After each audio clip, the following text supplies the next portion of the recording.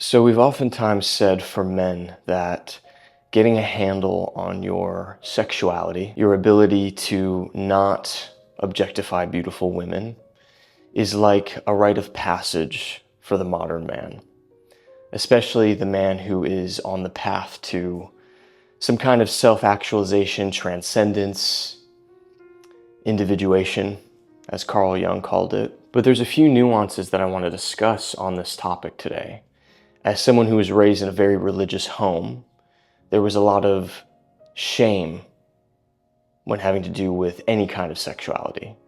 Essentially, in my conservative upbringing, sex was an abomination, unless it was in the context of marriage. But the funny thing is, I have been married, I've been divorced, I've been through that whole thing, long story. But essentially, if you're raised in that, once you are married and have the right context for sex to not be an abomination anymore, the initial shame that you're instilled with doesn't go away. So if you're someone who's raised in any kind of religious home, it doesn't matter. It could be Muslim, could be Mormon, could be Christian. I no longer identify with the religion that I was raised in, although I do very much believe in the divine. I believe in God, if you want to use that word, the universe. We all have different names for it, source. But for me, I had a lot of realizations over the years, and some of these realizations most of them came from my own inner work. Sitting with plant medicine, meditation, uncovering, the dark crevices of my own egoic mind, if you will, and purifying myself. However, I stumbled upon this book a few months ago, Letting Go, Pathway to Surrender by David Hawkins. And I have been blown away by this book. It's actually a miracle because a lot of the concepts in here I already knew. I knew on a heart level, on an intuitive level, and I've been teaching the stuff that's in this book for the past year, and I've never even read this book. So, to my surprise, stumbling upon this book and seeing so many things put into language so beautifully has been an amazing resource and tool for me. I've actually been recommending this. It's been like a requirement almost for anyone that I work with for my one-to-one clients.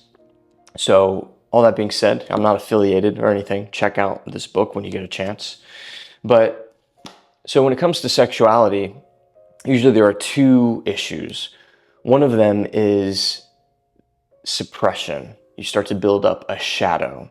And when you have a sexual shadow, over time, it becomes inflamed, it becomes perverted.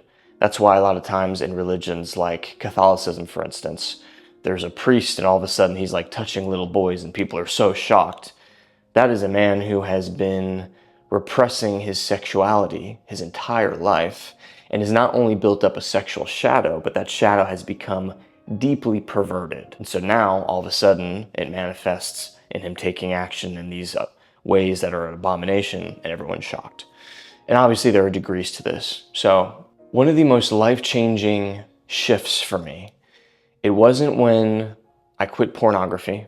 It wasn't when I was able to finally not be a slave to my sexual energy. It was when I was able to rid myself of the underlying shame. Because from that was like healing the root cause and no longer obsessing over the symptoms of it. So many of you are obsessing over the symptom. You've got a lot of shame. Granted, there are guys out there who celebrate sexual perversion.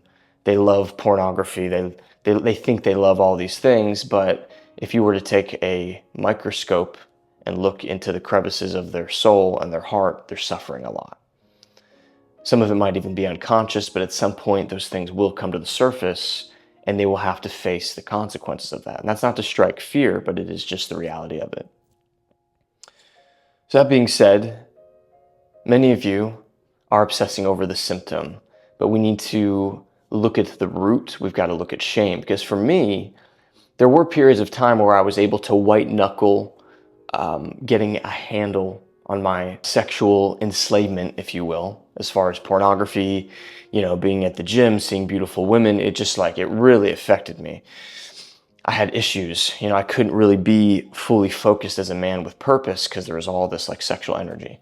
So what changed it for me was not running away from it, shining the light of awareness on it, and facing the underlying guilt and shame. I've talked about in the past how to deal with wounds and feelings and emotions that we've been carrying around with us maybe our whole life. We usually revert to certain coping mechanisms that do not deal with the cause. And those can be repression and suppression. It can be escape. And it can also be expression. And I don't mean expression in a positive way. I mean, ranting about how terrible it is. There's a lot of videos online where guys are shaming you for having this sexual enslavement, shaming women for being promiscuous, instead of putting all of your attention on yourself. Go within. Focus on the things that you can control. So to deal with shame or guilt, I'm going to kind of explain the technique in this book. And this is going to sound like some of my previous videos, but I'm going to put it in slightly different wording. Some of this is my own words, and some of this is, direct quotes from the book, and it's just kind of all of it together.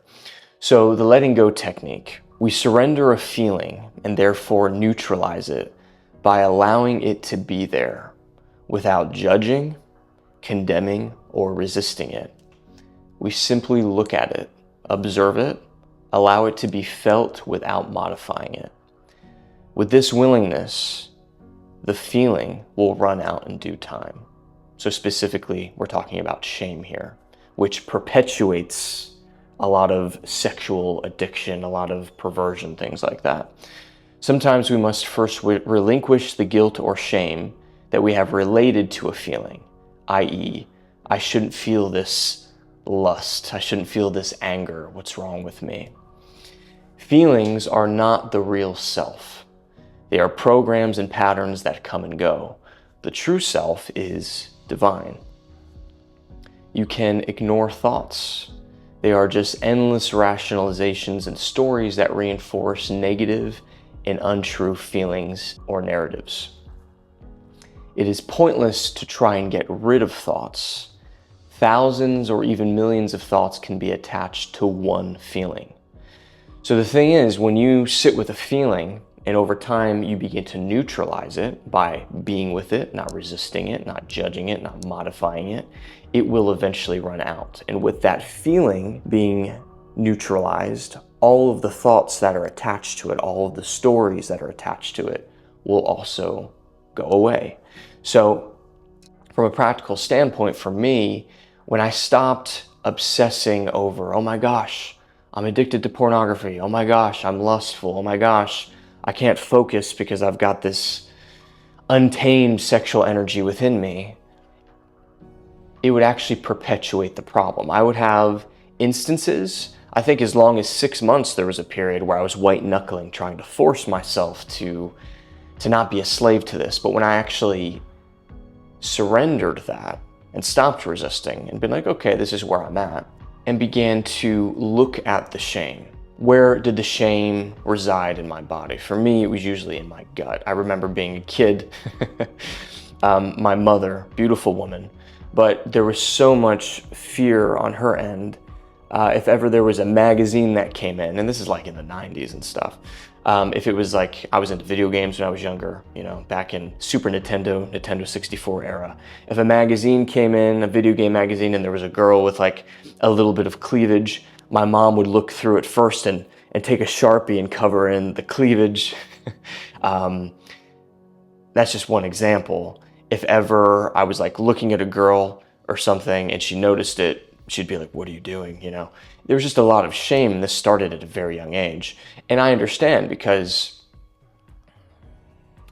this was early on before like things like even internet pornography, but there was like this energy in the air. You can see the direction that society was going in with the creation of the internet and its use. Now, once this shame was neutralized, and I mean truly neutralized, it got to a point where several years ago when I was still addicted to PMO, even in the midst of it and right afterwards, people oftentimes call it postnut clarity, but really it's like postnut shame or, anxiety. A lot of guys who have anxiety around beautiful women, anxiety is just a disguise for shame. It's not that you feel anxious around women, it's that deep down your subconscious feels like a shameful piece of shit, basically, because you know that you have sexual addictions, you don't have your sexual energy under wraps. So whenever you're conversing with a beautiful woman who's right in front of you, you're like, oh, I feel anxious, but you actually feel some shame.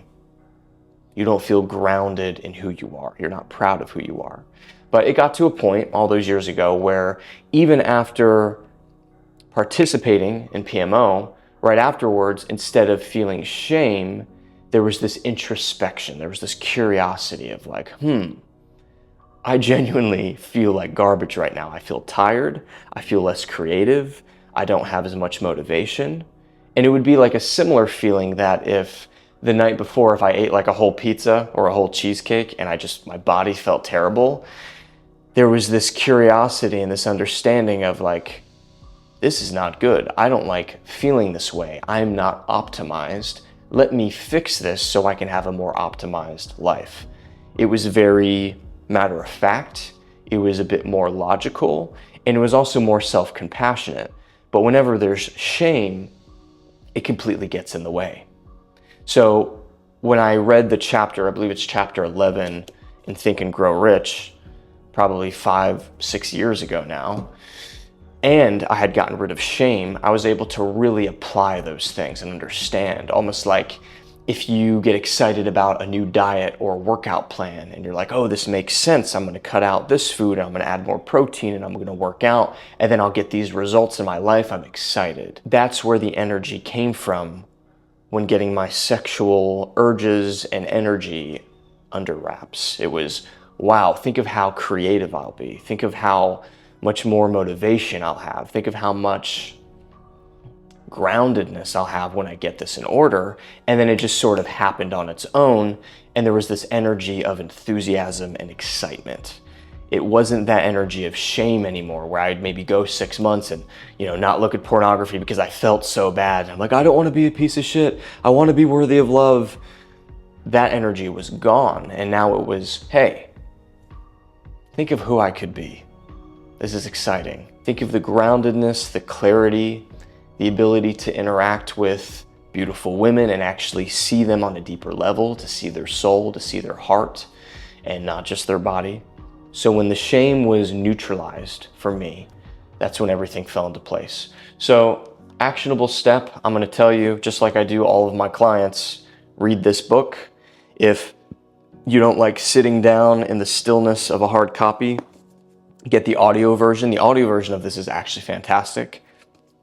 And, I think it's like 12 and a half hours long, but if you're someone who takes walks, you can listen to it while cooking. This will help you beyond just the level of shame. Shame is the lowest level on the map of consciousness, but a lot of you have lower energies that you need to deal with before you get to that consciousness of courage and those more transcendent states. There are so many more layers to this. I have a couple of videos that could help you. I've got a video, I think it's titled Genuinely the Last Video You'll Ever Need on Quitting Pornography. Check that out. I'm sure you've noticed that my videos on this topic of either quitting PMO or getting your sexual energy under wraps, I haven't been doing as many of these because I have moved much further beyond that in my personal life, and so I do resonate a bit more with those deeper, transcendent, more advanced topics, but there's still plenty of more resources on the channel, so check those out. One final thing, I do offer coaching and mentoring. It is not cheap, and I'm very selective with who I work with, but if you are in a place where you have inner turmoil, maybe you've got all the external success, but you want to become more grounded in some of these principles, then click the link in the description, fill out the application, and we'll see if we're a good fit to work together. This one-on-one coaching is truly one-on-one with me.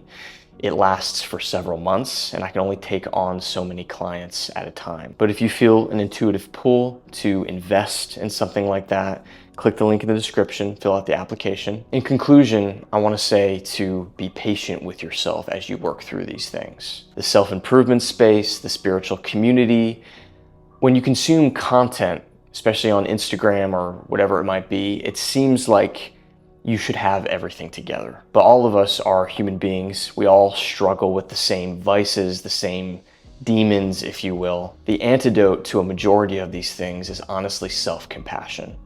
I'm sure that you have people in your life that you are very patient with, you're very loving to, but for whatever reason, you can't look within yourself and give yourself that same level of compassion. That, in and of itself, will change many things for you.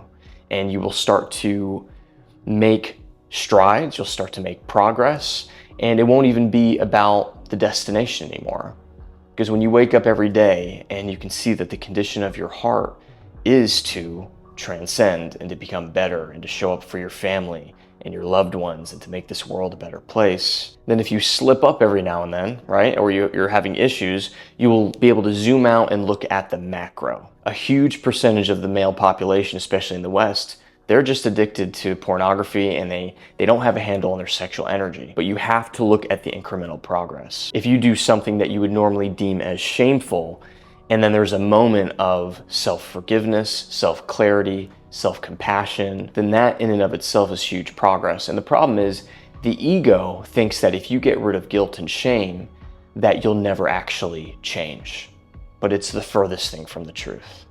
Guilt and shame is what keeps you in a perpetual cycle of animalistic, lower frequency behaviors that you don't really want anymore. So for some of you, it's time to just look deeper at these things as opposed to sex bad, porn bad, sexuality bad. There's an underlying root to these things because those things aren't bad. They're actually amazing and there's an incredible design behind it and it's part of the human experience. But as you do this inner work, those things can be experienced through the lens of love. Whether you are single or in a relationship, your relationship with sexuality will change and it'll actually become a good thing that doesn't have all these stigmas. But it does take time and it will be a process for a lot of you guys. So be gentle, be patient with yourself. You are loved, you matter, and you've barely scratched the surface of what you're capable of. Talk to you soon.